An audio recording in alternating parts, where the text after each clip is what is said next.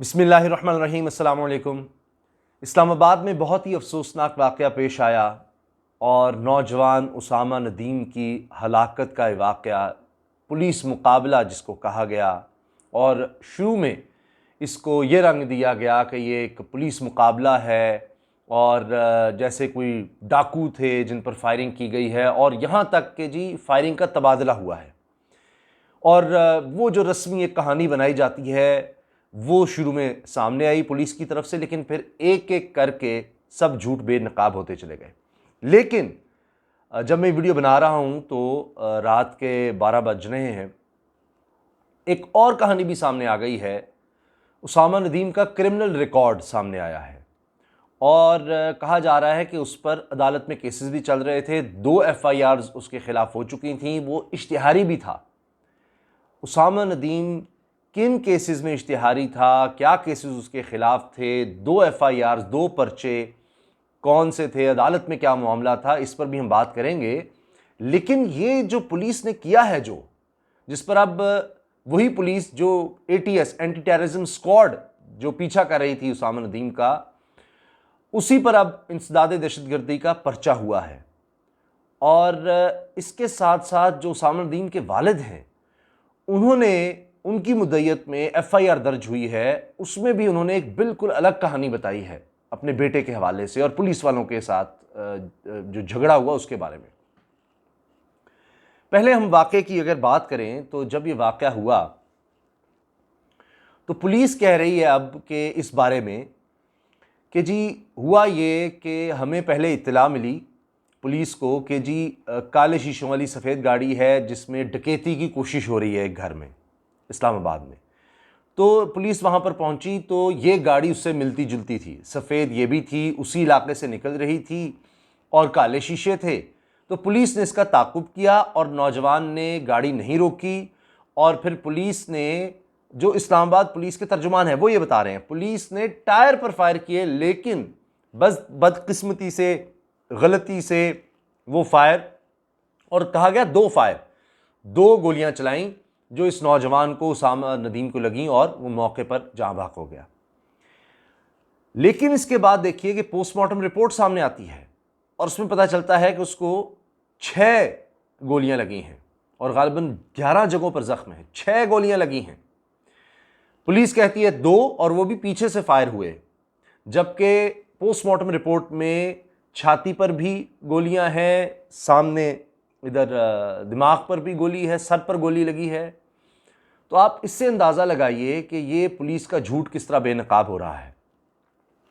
अब उसामा नदीम के वालिद की अगर बात करें, उन्होंने तो बाकायदा नाम भी बताए हैं पुलिस वालों के। 5 पुलिस वाले अब गिरफ्तार हो गए हैं, उनको हिरासत में ले लिया गया है और कहा यह जा रहा है कि अब जुडिशियल इंक्वायरी भी इस चीज़ की होगी, ताकि इंडिपेंडेंट इंक्वायरी हो कि पुलिस वाले ही ना खुद से करते रहें जो उन्होंने करना है, क्योंकि तफ्तीश तो पुलिस ने ही करनी है और मुकदमा पुलिस के पास ही दर्ज होना है, फायरिंग भी पुलिस वालों ने की है। तो 5 पुलिस वालों को हिरासत में तो ले लिया गया है, लेकिन उसामा नदीम मरहूम के वालिद ने कहा है कि इन पुलिस वालों का झगड़ा हुआ था उसामा नदीम से, और उसामा ने, यानी इनके बेटे ने, इनको बताया भी था कि मेरा इस तरह झगड़ा हुआ है पुलिस वालों से और पुलिस वालों ने जो कहा है हम तुम्हें छोड़ेंगे नहीं, तुम्हें देख लेंगे। अब बकौल उसामा के वालिद के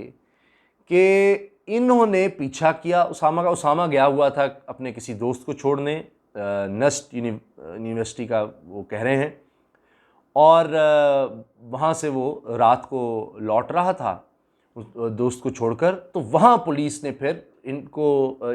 उसामा नदीम की, मरहूम की गाड़ी को पीछे से टक्कर मारी, फिर वहाँ पर रोका और चारों तरफ से फायरिंग की है, और 17 गोलियां, कहीं 20 कहा जा रहा है, गोलियां चलाई हैं चारों तरफ से, जिससे उसामा की हलाकत हुई। अब आप देखिए कि ये जो कह रहे हैं, अभी तक जो चीज़ें सामने आ रही हैं, पुलिस तो गलत साबित हो रही है। एक तो 2 गोलियों वाला मामला, फिर जी पीछे से फायर हुआ, वो भी सब गलत। अब ये ट्रेस किया जाएगा कि जनाब वहाँ पर डकैती कोई हो रही थी, उसकी कॉल आई। अभी तक पुलिस ये कह रही है, उनके आला अफसरान कह रहे हैं कि जी हमने उनको बुलाया भी, जहाँ पर कहा कि जी डकैती हुई है नहीं, तो वहाँ से भी साबित हुआ कि उसामा नदीम इस डकैती में कोई मुलव्वस नहीं था और वो इस लिहाज से बेगुनाह था। फिर उसामा के वालिद भी ये कह रहे हैं कि पुलिस वाले जो हमसे बात की कि जी बिल्कुल कुछ नहीं था, ये सारी पुलिस की गलती है, पुलिस वालों ने की गलती है, ये सब वो मान रहे हैं, लेकिन मीडिया में आकर नहीं कह रहे। मीडिया में आकर पुलिस अफसरान गफलत का या गलती का कह रहे हैं, लेकिन उसामा के वालिद कहते हैं कि इन्होंने जानबूझकर ये सब कुछ किया, गाड़ी रोकी और फिर चारों तरफ से फायरिंग की। अब मैं आ जाता हूं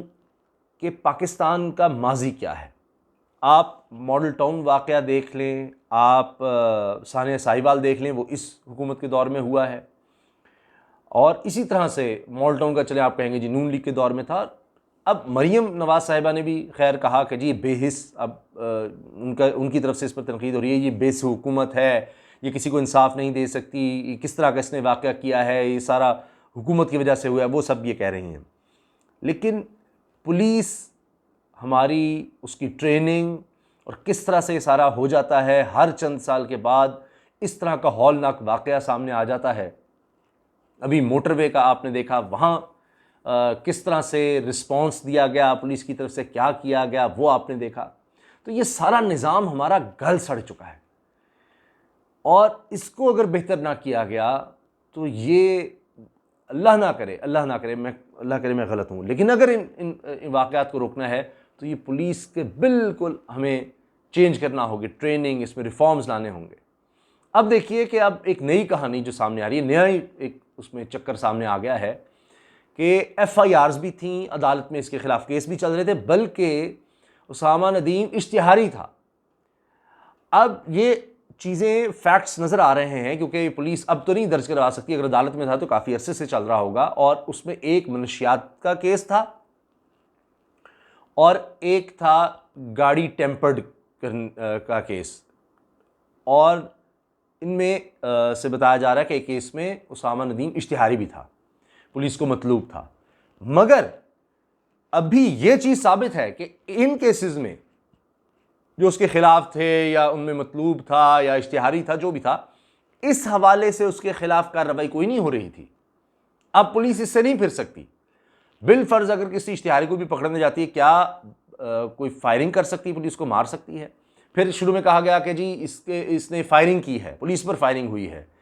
इस तरह की कहानी शुरू हुई, लेकिन ना उससे कोई असलहा बरामद हुआ, वहाँ पर गाड़ी में से ना कोई मनशियात निकली, कुछ भी नहीं, क्योंकि वहाँ पर फिर आला अफसरान पहुँचे और उन्होंने देखा कि क्या हुआ है। तो उसका अगर क्रिमिनल रिकॉर्ड सामने आया भी है तो इससे ये तो जवाज़ नहीं बनता कि उसको इस तरह से गोलियों से छलनी कर दिया जाए, उसको गोलियों से भून डाला जाए, उसको कत्ल कर दिया जाए। इसमें अब शेख रशीद साहब ने कहा है कि हमने ऐसी दिफात शामिल की हैं कि मुल्ज़िमान बच नहीं सकते, और अब देखते हैं कि क्या इस केस में होता है, क्योंकि साहिवाल में आपने देखा था, साहिवाल वाक़े में एक शख्स का क्रिमिनल रिकॉर्ड था, लेकिन उसके साथ बच्चे भी थे,